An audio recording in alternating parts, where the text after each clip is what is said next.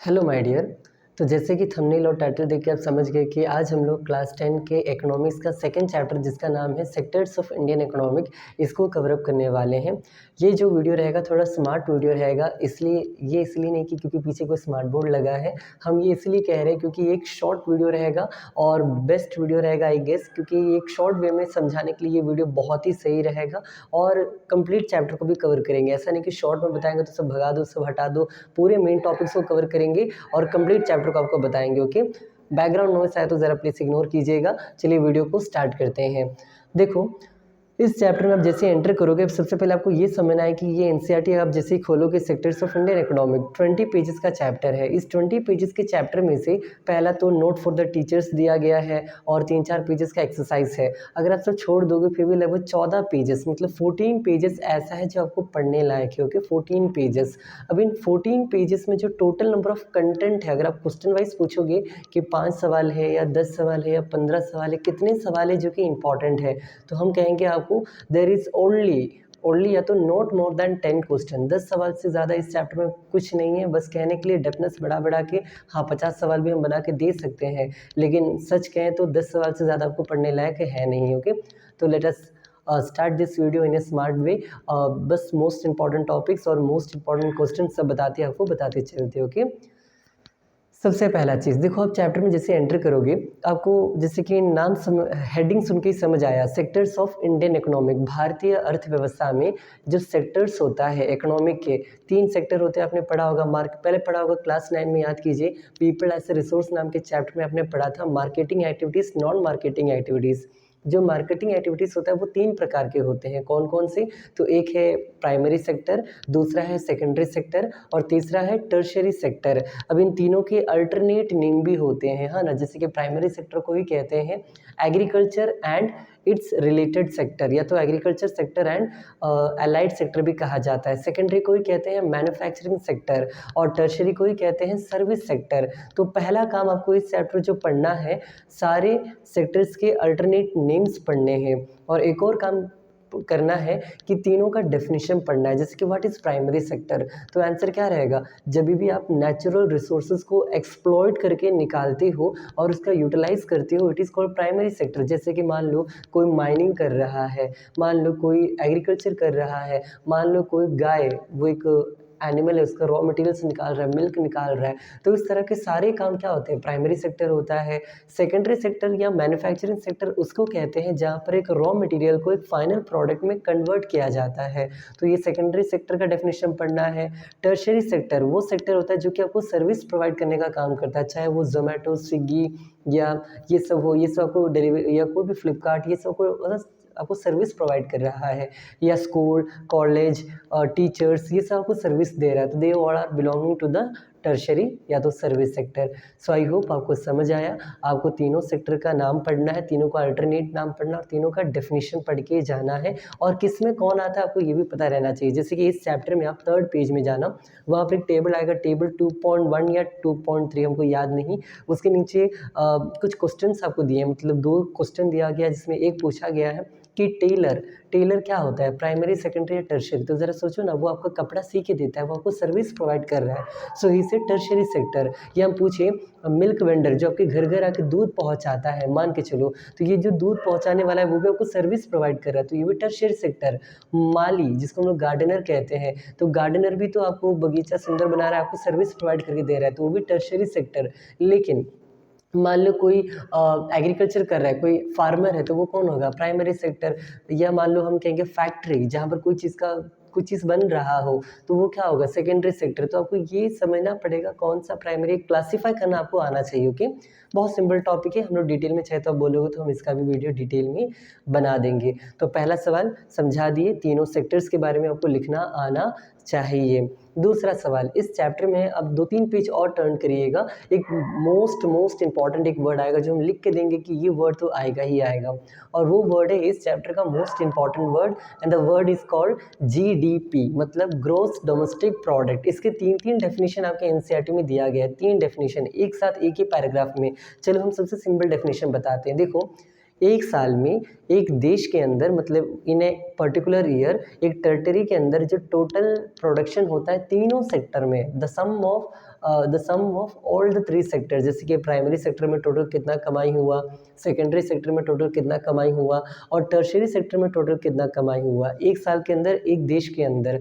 उन तीनों का टोटल को जब टोटल करते हो, जैसे कि मान लो आपके पास 10 रुपये, आप प्राइमरी हो, मान लो यहाँ पर एक दूसरा आदमी उसका पास सेकेंडरी और उसके पास 20 रुपये, मान लो हम टर्शियरी और मेरे पास 30 रुपये, तो 10 + 20 + 30 इज इक्वल टू कितना होता है 60, और ये 60 रुपीज़ होगा the GDP of the nation. तो इट इज़, आपको यहाँ पर बस जीडीपी का फुल फॉर्म पढ़ना है और इसका डेफिनेशन पढ़ के जाना है। सो आई होप आपको समझ आया कि जीडीपी वेरी इंपॉर्टेंट। 2 क्वेश्चन आपको समझा दिए। तीसरा, इस चैप्टर में आप आगे बढ़ोगी, आपको बहुत ही इंपॉर्टेंट वाला पहले क्वेश्चन बताते हैं कि सबसे ज़्यादा पीपल कौन से सेक्टर में काम कर रहे हैं, और ये आपसे पूछेगा जैसे प्राइमरी में काम कर रहे हैं कि सेकेंडरी में काम कर रहे हैं कि टर्शियरी में काम कर रहे हैं। तो आंसर बहुत ही सिंपल है, ज़रा सुनिएगा। देखो, दुनिया में 3 तरह के देश होते हैं दुनिया में। एक डेवलप्ड नेशन जो कि तरक्की कर चुका है, एक डेवलपिंग नेशन जो कि तरक्की कर रहा है, और एक होता है अंडर डेवलप्ड कंट्री जो कि बिल्कुल तरक्की नहीं किया है, जैसे बहुत ही वहाँ क्या बहुत गरीबी हो, ऐसा देश। ओके, तो ज़रा सोचिएगा भारत कैसा देश है, डेवलपिंग नेशन जो भी तरक्की कर रहा है। तो भारत जैसे देश में प्राइमरी सेक्टर में सबसे ज़्यादा लोग काम करते हैं। इंडिया इससे agricultural country, okay. But America जैसा देश ले लो या यूनाइटेड किंगडम मतलब इंग्लैंड ले लो, तो इन सब देशों में क्या है, ये डेवलप्ड कंट्री है, और यहाँ पर प्राइमरी से भी ज़्यादा, सेकेंडरी से भी ज़्यादा टर्शरी में वो लोग इन्वेस्टमेंट करते हैं। मतलब वो सिर्फ कमाने के पीछे भागते हैं, प्रॉफिट के पीछे भागते हैं। तो आपको ये फ़र्क समझना पड़ेगा। डेवलपिंग कंट्री में प्राइमरी सेक्टर सबसे ज़्यादा लोग वहाँ पर काम करते हैं, और जो डेवलप्ड नेशन होता है वहाँ पर टर्शरी में सबसे ज़्यादा लोग काम करते हैं। तो आई होप ये समझ गए। और एक और बात ये भी पूछेगा कि लोग प्राइमरी सेक्टर सेकेंडरी सेक्टर को छोड़कर, मतलब खास करके प्राइमरी सेक्टर को छोड़कर सब टर्शरी की ओर क्यों भाग रहे हैं, मतलब क्यों सर्विस सेक्टर को लोग ज़्यादा प्रेफर कर रहे हैं। तो खुद बताओ ना, क्या कोई किसान चाहेगा क्या उसका बेटा किसान बने? नो, मतलब मेजोरिटी ऑफ द टाइम्स है ना, कोई भी आदमी किसान चाहेगा कि उसका बेटा IAS ऑफिसर बने या IIT का एग्ज़ाम क्रैक करे या डॉक्टर बने। तो दिस इज़ सो सिंपल, क्योंकि कोई नहीं चाहता कि वो धूप में रहकर इस तरह का कठिन काम करे जो खुद वो फादर कर चुका होगा, वो अपने बेटे को वैसा काम करने को अलाउ नहीं करेगा। सो बस यही था आंसर।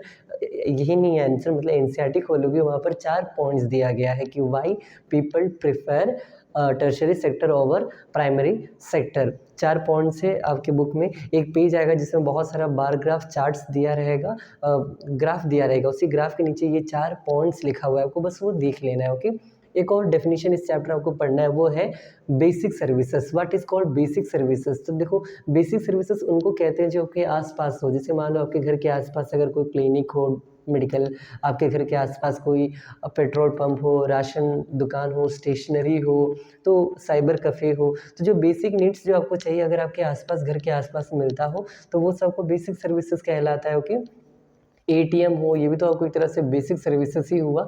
तो बस यही समझ लीजिए, ये उतना इंपॉर्टेंट नहीं है, बट NCERT में है इसलिए बता दी। ओके, इसके अलावा अगर आप पूछोगे इस चैप्टर क्या पढ़ना है, तो वो है 2 डेफिनेशन पढ़ना है। ज़रा सुनिएगा, डिफरेंस कहो या डेफिनेशन कहो, और वो वर्ड्स हम बताते हैं। पहला वर्ड है अंडर एम्प्लॉयड। किसको कहते हैं अंडर एम्प्लॉयड, और किसको कहते हैं डिसग्यूज्ड अनएम्प्लॉयमेंट। बेरोजगारी 2 तरह का होता है। क्लास 10 में आके अभी आप ये डेफिनेशन पढ़ रहे हो, एक को अंडर एम्प्लॉयड कहते हैं, जबकि 9 में आपने पढ़ा था डिसग्यूज्ड अनएम्प्लॉयमेंट, सीजनल अनएम्प्लॉयमेंट, और इसी सीजनल अनएम्प्लॉयमेंट को ही क्लास 10 में आप कहते हो अंडर एम्प्लॉयड, मतलब किसान। बता दो, क्या किसान का उतना ही औकात होता है क्या काम करने का? नहीं, लेकिन कभी कभी बिना सीजन के, मान लो आपने कोई चीज़ रोप दिया ज़मीन में उगाने के लिए, अब क्या उसको खोद के फिर निकाल दोगे? नहीं ना, जब उसका हार्वेस्टिंग का टाइम आएगा तभी ना आप उसको निकालोगे। तब तक तो आप बैठे हुए हो, तब आप कुछ काम कर सकते थे, लेकिन आपके पास काम नहीं। वैसे टाइप ऑफ क्या वर्कर्स को कहते हैं अंडर एम्प्लॉयड। तो the agriculture workers are known as underemployed. And disguised unemployment क्या होता है? NCERT में ये बोल्ड करके दिया गया है आपके बुक में।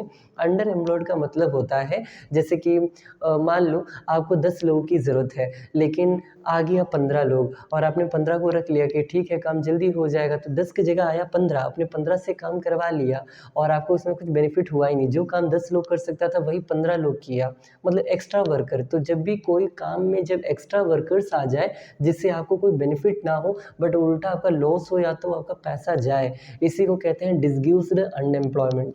सिंपल भाषा में कहें, the extra worker in a field. कोई भी काम में जो एक्स्ट्रा वर्कर होता है उसी को हम लोग कहते हैं डिसग्यूस्ड अनएम्प्लॉयमेंट। तो आपको ये डिफरेंस पढ़ना है इस चैप्टर में। इसके अलावा आपको एक बहुत ही इंपॉर्टेंट, चलो जीडीपी के बाद सेकंड मोस्ट इंपॉर्टेंट हम एक वर्ड बताते हैं जो कि हमको बहुत बहुत बहुत मतलब क्या लिख के देते कि यही आएगा, पूरी चैप्टर में से यही सवाल आएगा। Okay, and the word is called MNREGA, MNREGA, MNREGA. Okay, इसको कहते हैं। अब ये है क्या, तो Mahatma Gandhi national rural employment guarantee act NCERT में दिया गया है, बोल्ड करके आप देख सकते हो।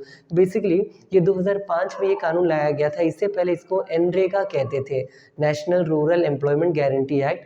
बट 2 अक्टूबर गांधी जयंती के दिन उनको रिस्पेक्ट देने के लिए भारत सरकार ने उसका स्कीम का नाम एनरेगा से हटा के मनरेगा कर दिया। और इस मनरेगा के तहत होता क्या है, बेसिकली पर्पस ये था कि जो क्या कहते हैं, मेन इसका आंसर यही है कि 100 डेज़ का जॉब गवर्नमेंट आपको प्रोवाइड करेगी, और अगर वो आपको 100 डेज़ का जॉब प्रोवाइड नहीं कर पाई तो बदले में आपको जो है 100 डे का सैलरी प्रोवाइड करेगी, मतलब वेजेस देगी। या तो 100 साल में 365 दिन में वो 100 दिन का आपको काम देगा, अगर काम नहीं दे पाया तो बदले में 100 दिन का आपको क्या देगा, वेजेस देगा, मतलब सैलरी देगा।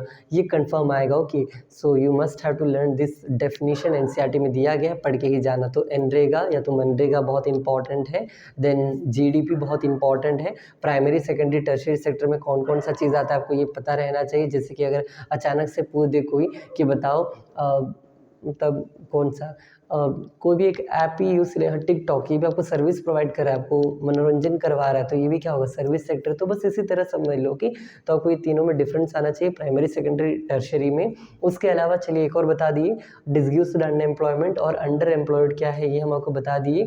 फिर हम आपको बता दिए कि प्राइमरी सेक्टर से लोग हटकर टर्शियरी में क्यों जाना चाहते हैं, ये भी आपको समझा दिए। फिर ये भी बताएं आपको, और 4 रीज़न है, हम चारों नहीं बताएं, कभी डिटेल में बता देंगे या तो देख लीजिएगा, अगर बोलोगे तो बता देंगे। नेक्स्ट इसके अलावा हम आपको ये भी बताएं कि डेवलपिंग नेशन में लोग सबसे ज़्यादा कहाँ काम करते हैं और डेवलपिंग नेशन में सबसे ज़्यादा कहाँ काम करते हैं, डेवलप्ड एंड डेवलपिंग, ये भी समझा दिए। Next moving towards the next topic, इसमें एक वर्ड आएगा that is called public sector and private sector, मतलब एक हेडिंग है आपके एनसीईआरटी में, on the basis of ownership, मालिकाना हक के हिसाब से देखा जाए तो 2 तरह का सेक्टर होता है। एक आपका रिसोर्स एंड डेवलपमेंट नाम की ज्योग्राफी चैप्टर में भी इस तरह का टॉपिक आता है, क्लासिफिकेशन ऑफ रिसोर्सेस नाम का, वहाँ भी आपको पढ़ना होता है। On the basis of ownership there is public sector, private sector, joint sector, cooperative sector. लेकिन इस चैप्टर में, इकोनॉमिक के सेकंड चैप्टर में आपको पढ़ना है 2 ही तरह के सेक्टर होते हैं on the basis of ownership, one is called public sector और one is called private sector. क्या होता है प्राइवेट सेक्टर, जब कोई एक आदमी या उस ग्रुप ऑफ एक आदमी, जब कोई इंडिविजुअल कोई कंपनी या कोई चीज़ को ऑन करे, वो उसका मालिक हो, तो उसको प्राइवेट सेक्टर कहते हैं। लेकिन पब्लिक सेक्टर क्या होता है, जो सरकारी मालिकाना हक, जैसे कि मान लो इंडिया में जो कोई थर्मल पावर प्लांट हो या कोई न्यूक्लियर पावर प्लांट हो, क्या ये आपका है या मेरा है, किसी का नहीं, ये देश का है, सरकार का है, तो it is known as public sector. तो आपको ये दोनों डिफरेंस आना चाहिए।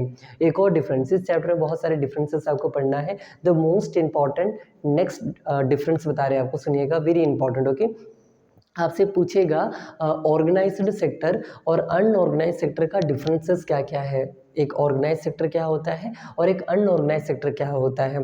तो सिंपल सा आंसर है, ऑर्गेनाइज सेक्टर उनको कहते हैं जहाँ पर आपको फिक्स्ड सैलरी हो, टाइम पर आपको वो सैलरी मिले, फिक्स्ड हॉलीडेज हो, और मतलब आपको हॉलीडे मिले, आपको इंश्योरेंस मिले, आपको सेफ्टी मिले, आपको एक्स्ट्रा वर्क करने पर एक्स्ट्रा सैलरी मिले, तो ये सब को कहते हैं ऑर्गेनाइज्ड सेक्टर। जब ये सब ना हो तो उसी को कहते हैं अनऑर्गेनाइज्ड सेक्टर। जैसे कि आपके बुक में एक स्टोरी दिया है कमल और कांताबाई का। ओके, कांताबाई कोई ऑफिस में काम करती है, उसका फिक्स्ड सैलरी है, फिक्स्ड उसका हॉलीडेज है, एक्स्ट्रा वर्क करने पर एक्स्ट्रा सैलरी है। जबकि एक और है कमल नाम का आदमी, उसका कोई फिक्स्ड सैलरी नहीं है, वो कोई बेकरी के दुकान में काम करता है, जब चाहे उसका मालिक उसको मार के निकाल सकता है, तो इसको कहते हैं अनऑर्गेनाइज्ड सेक्टर। और इसी से रिलेटेड एक क्वेश्चन आपके एनसीईआरटी में एक हेडिंग बना के दिया गया है, और वो हेडिंग है how to protect the unorganized sector workers. जो अनऑर्गेनाइज सेक्टर में काम करते हैं उनको कैसे प्रोटेक्ट कर सकते हैं। तो बहुत ही सिंपल आंसर है ना, क्या होगा खुद बताओ। तो जो अनऑर्गेनाइज सेक्टर में काम करते हैं उनको हम लोग कैसे प्रोटेक्ट कर सकते हैं, तो आंसर है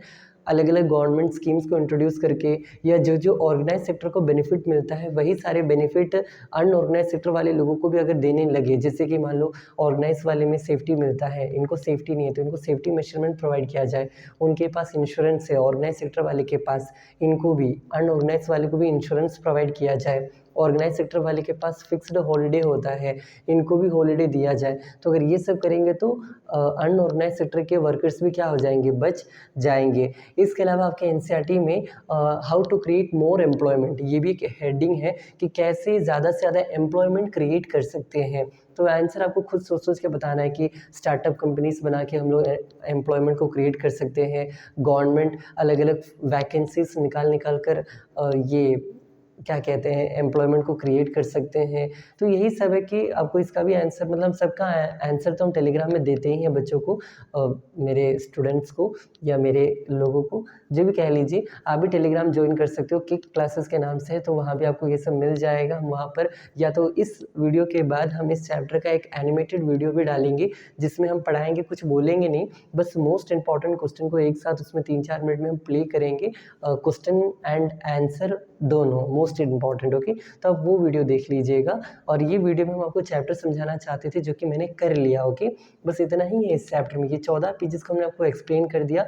आई बिलीव कि फिर दोबारा बताएंगे तो आप पक जाओगे। आप एक काम कर सकते हो, अगर आप दोबारा सुनना चाहते हो तो स्टार्टिंग में जाओ इस वीडियो के और एक बार और इसको आराम से सुनो, क्या पता आपके लिए ये मोर देन इनफ हो, क्या पता नहीं, सही में ये मोर देन इनफ है। ओके, ये मेरा विश्वास है, तो विश्वास करो और विश्वास के साथ आगे बढ़ते हैं। इस वीडियो के लिए इतना ही। कौन सा चैप्टर का आप वीडियो देखना चाहते हो साइंस या एसएसटी में, हमको ज़रूर बताइएगा। क्लास 10 का हम कोई भी बना सकते हैं, मतलब history, geography, polity, economics, bio, जो आपको अच्छा लगे हम आपका वो ज़रूर पूरा करेंगे, तमन्ना जो भी है। थैंक यू, इस वीडियो के लिए इतना ही।